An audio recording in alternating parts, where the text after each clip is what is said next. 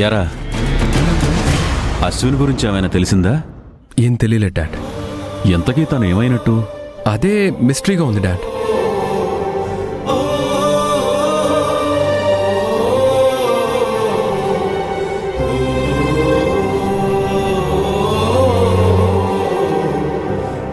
మహేష్, వద్దుమా, నువ్వు మళ్ళీ ఏదో ఒకటి అంటావు, నా కోపం వస్తుంది.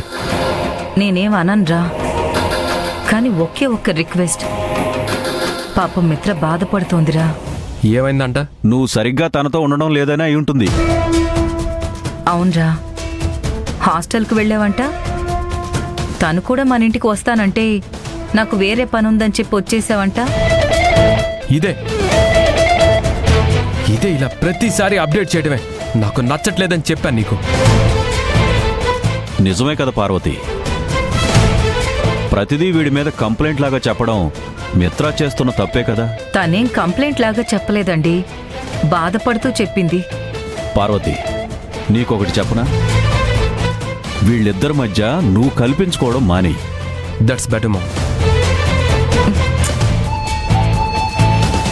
ఇలా అయితే ఎలా అండి? వీళ్ల మధ్య ఈ కథ ఎన్నాళ్ళు ఇలా సాగుతుంది? మనం ఎన్ని కథలు అల్లుకున్నా రాసుకున్నా కాలం రాసే కథ ప్రకారమే అన్నీ జరుగుతాయి.